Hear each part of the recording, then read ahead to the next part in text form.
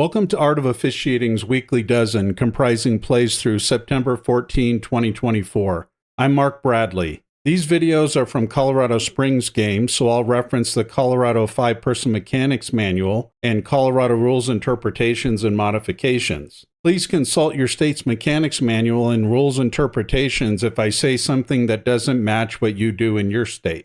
We had a pop-up kick in last week's video, so let's start this video with another pop-up kick. Rule 224.10 defines a pop-up kick as a free kick in which the kicker drives the ball immediately into the ground. The ball strikes the ground once and goes into the air in the manner of a ball kicked directly off the tee. In Colorado, the back judge is on the K40 and the line judge is at midfield, and they're both watching for a pop-up kick.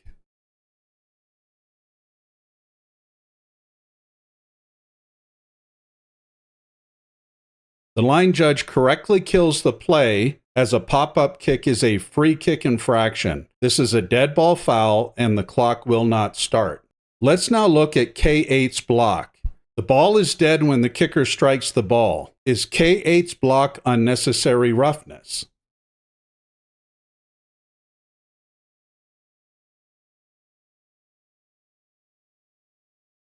R70 goes to the ground, but I don't think this block warrants a flag. We're not looking for reasons to throw a flag, and I think this is a good no call. Now let's discuss a hypothetical situation. Let's say this is not a pop-up kick, instead it's a pooch kick, and then everything else in the video is the same. Can K8 block R70? Notice the location of the ball and the location of the block. Rule 937 says, no member of the kicking team shall block an opponent on a free kick until the legal kick has traveled 10 yards, the kicking team is eligible to recover the ball, or the receiving team initiates a block within the neutral zone. In our hypothetical situation, if this was not a pop-up kick, K8's block would be illegal. The ball has not yet traveled 10 yards. If Team R recovers the ball, they can tack on the 10-yard penalty for an illegal block to the succeeding spot. That's Rule 10.4.2 exception. If Team K recovers the ball, Team R will have Team K re-kick from the K30. Here is the next play following the pop-up kick. Notice the ball is now on the K35. Rule 4.2.2 Echo 2 says the ball becomes dead and the down is ended when any loose ball is on the ground motionless and no player attempts to secure possession. The kicker does kick the ball. It's motionless, but R70 is indeed attempting to secure possession. Great job by the back judge and the line judge to not inadvertently blow the whistle. R70's knee hits the ground at the K21 and then he rolls to the K19. The line judge gets the proper forward progress spot. The back judge squares off 2 yards farther down the field at the K19.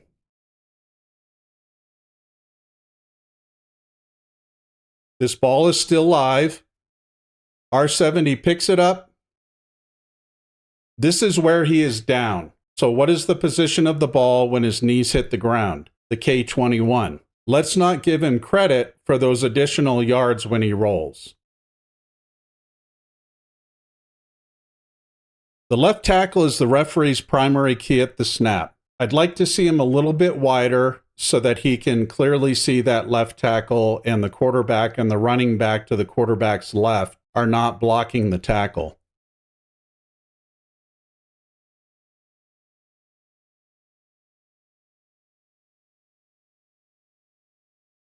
B3 grabs the edge of the helmet opening and pulls the left tackle to the ground. The umpire throws his flag for a face mask foul.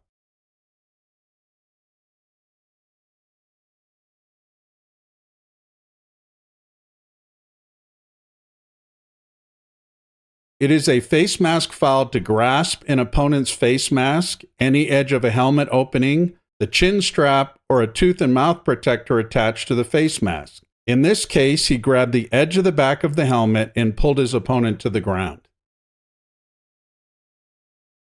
I'd like to see the umpire continue to face the lineman as the pass is thrown downfield.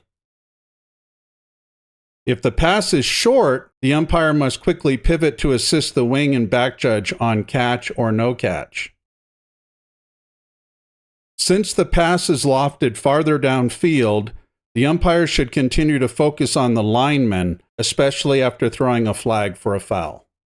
Umpires do have a tough job on a passing play. The ball is snapped on the B20. The umpire is 7 yards away from the ball in perfect position. At the snap, he proceeds to the line of scrimmage.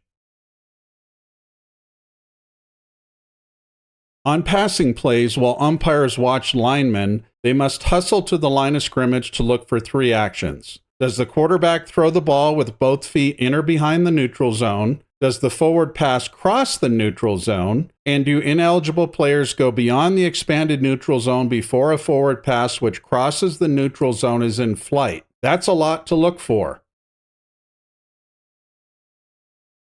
When the quarterback releases the ball, A52 and A76 are on the B19, so they are still in the expanded neutral zone. They move 6 yards to the A13 in the time between the ball's release and when it hits the ground. The umpire turns, sees the lineman far downfield, and skies his flag.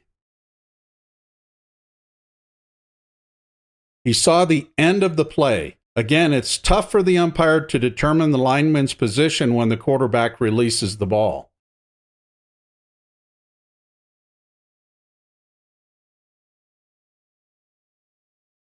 They're far downfield, and from his point of view, those linemen were ineligible downfield. They were beyond the expanded neutral zone. Now let's look at the line judge. The strength of the formation is to the head linesman's side. There are 3 receivers out there. So you can see the back judge is looking at his 2 keys, the 2 outside receivers on the far side of the field. The line judge has the lone receiver on his side. When he reads pass, he needs to watch A22, his initial key, until he can shift his focus to A1, who comes out of the backfield. No one is watching A22 and B25. If the pass was deep to A22, no one will be watching for restriction or offensive pass interference or any other foul. The line judge needs to initially look at A22 and then shift his focus to A1 when he sees that the linemen are set up for a screen pass. The line judge's eyes need to be like a radar where he pings from A22 back to A1. That's a lot to look for. That's his responsibility on this pass play. Eye discipline is the theme of this play. Here's an 8-man game. 3 receivers run routes into Team B's backfield. A18 is on the far right on the line judge's side. A11 is on the far side of the line on the head linesman's side. A22 starts the play in the backfield near A11.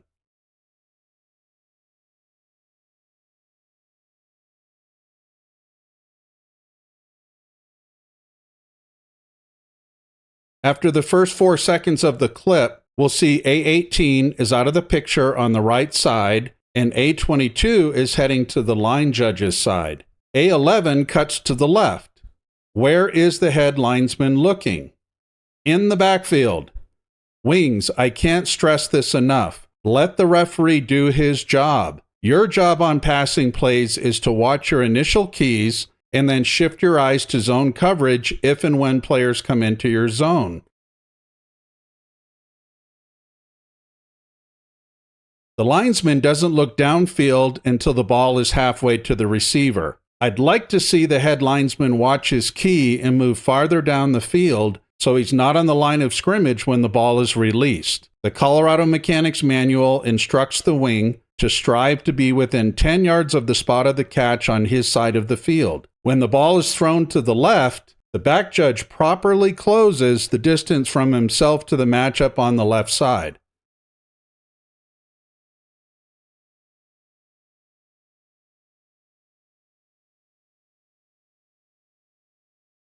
B24 does not look back at the ball. Any contact should be flagged for defensive pass interference. Base guarding is no longer a foul, so if there is no contact here, there is no foul.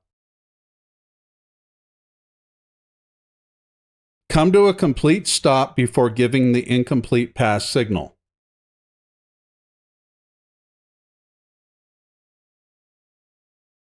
Here's another eye discipline video for the wings. The formation is balanced, so the back judge should key on the outside receiver on the line judge's side, A6. Notice he's physically closer to the home team's sideline, but he's looking at the outside receiver on the visiting team's sideline. He should be keying on the outside receiver on the home team's side. Back judges, start in the middle of the field. There is no benefit to moving so close to one side of the field. As in this play, if the ball is thrown to the opposite side, you're farther away than you should be. And if you need to race across the field to help clean up players on the opposite sideline, you have that much farther to go. So start in the middle and only move if you need to reposition to view your pre-snap key. In this formation, the line judge's initial key is the inside receiver on his side, A15. He should read the tackle at the snap, and when he sees the tackle step back to pass block, he should quickly shift his focus to his passing play key, A15.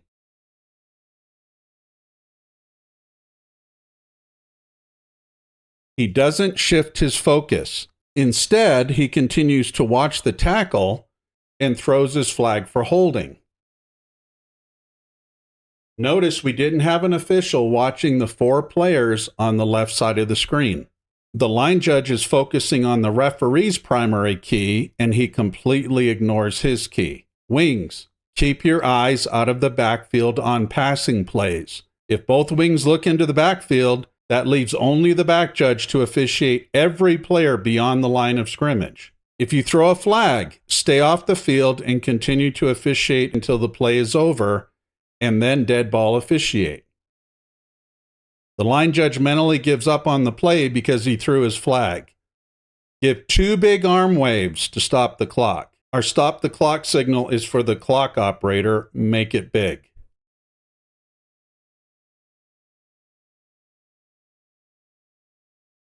The linesman throws a flag at the end of the play for defensive pass interference. I don't see a foul there, but the linesman was in a good position to see that matchup, so I won't dissect the call. I'd like how the linesman moved quickly to the goal line to rule on that money line. If A14 had caught the ball, he was right there, so good job. 2nd and 7 from the A29.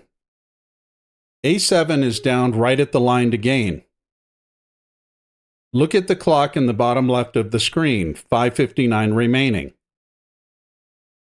The head linesman squares off at the A36, but he doesn't kill the clock or pinch.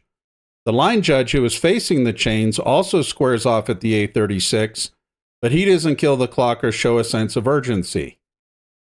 The line judge seems to want to communicate with the referee the play resulted in a first down, but he seems unsure. The umpire is facing the chains and knows the spot is close. Notice he doesn't place the ball on the ground. Umpires, if the wings don't pinch and spot the ball, call for them to spot the ball. The referee then gestures to the linesman to come spot the ball. But now we've lost the sense of urgency. We are no longer selling the spot. The linesman places the ball a few inches short of the line to gain. It will be 3rd and inches.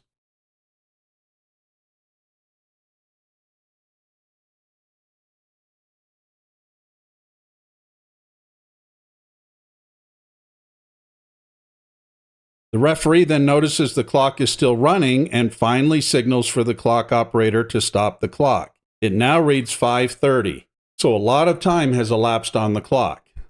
How should this really work? Line judge, you are facing the chains. When you see the ball is downed at or near the line to gain, kill the clock and pinch hard. Linesman, even if you've lost track of the line to gain, when you see the line judge's sense of urgency, you mirror his action. You also kill the clock and pinch. Ask for the ball and spot it. If we've done this properly, the clock is stopped, the wing has sold his spot. If you place the ball short of the line to gain, the referee doesn't have to look. Just indicate to the referee the ball is short, and the referee can give a silent whine to restart the game clock. If you've placed the ball beyond the line to gain, we've stopped the clock, indicate we have a first down, the referee signals first down, and we move the chains. Anytime the ball is downed close to the line to gain, we need to show a sense of urgency. Wings, stop the clock, spot the ball. If the umpire spots the ball and we measure, we are incorrect. We've lost the integrity of the spot. Here's what a great pinch and sell looks like. The linesman gets to the goal line at the snap. The ball is down short, and he sells his spot. There's no hesitation. He's assertive. This is how we do it. First, get to the goal line. Have your eyes on the money line. When that runner is down short of the goal line, sell your spot.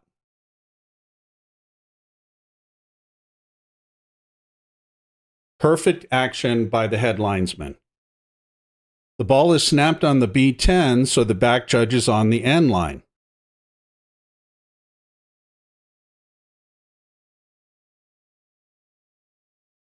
Thank goodness the runner scored easily. What's wrong with this play? The linesman stayed on the line of scrimmage, and no one was standing on the money line when the runner arrived. Wings, if you have the goal line, there should be no reason you don't beat the runner to the goal line. At the snap, when you read run, get your butt to the goal line. Here the linesman has a 5-yard head start. This is one of the wing imperatives. The wings must be on the goal line when the runner arrives.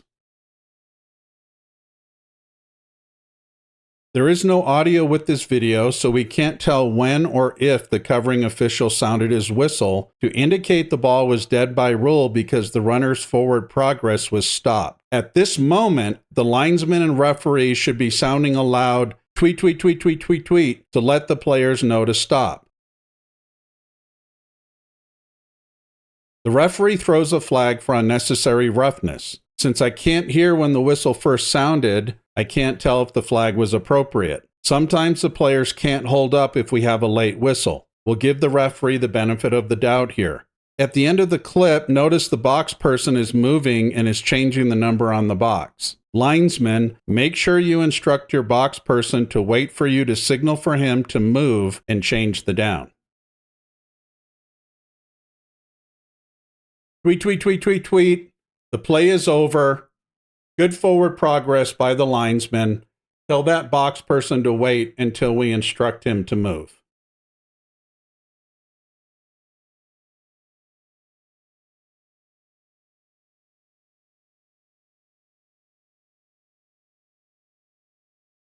Notice how B1 lowers his helmet to tackle A15. He needs to keep his head up here. The crew did not flag B1 for illegal helmet contact. I think that's the correct no call.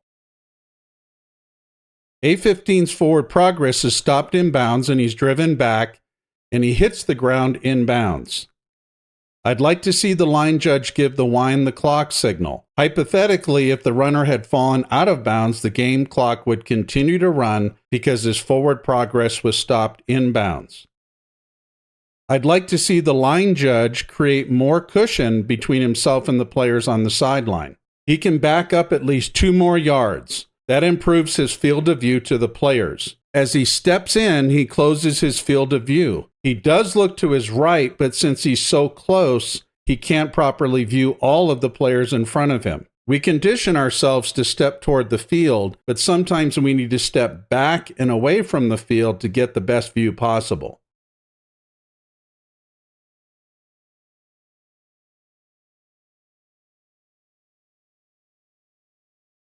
Give the wind the clock signal, back up, give yourself as much field of view as possible. You may have noticed at the end of the play, A45 and B3 have a little skirmish, but the line judge can't see it. I wouldn't throw a flag on that, but we need to see all action after the play is over. The umpire needs to hustle to the players, and I'd really love to see the back judge come flying into view as well.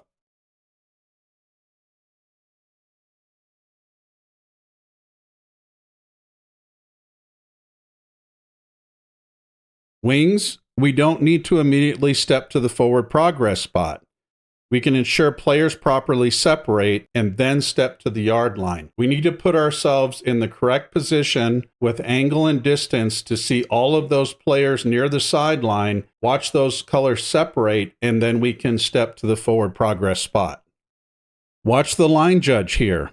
He punches back because his outside receiver is in the backfield.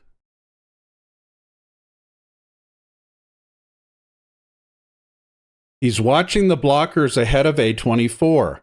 Because the pass is caught behind the line of scrimmage, the blockers can contact the opponents before A24 catches the pass. The line judge will step back to allow A24 to go by. We don't have a flag on A18 or A25 for a block in the back because their blocks started on the side and they maintain contact with their opponents. The line judge gives the stop the clock signal, and he waits well short of the forward progress spot for the players to separate. He doesn't rush into the players or hop over them to get the forward progress spot. Nice and slow and deliberate. Step back, allow the runner to get by you. Don't rush to the forward progress spot.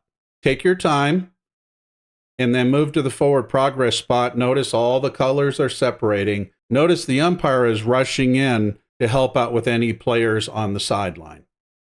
That's your weekly dozen for games through September 14th. Thanks for watching. If you encounter any interesting plays during your season, I'd love to see them. You can send them to me at contact@artofofficiating.com.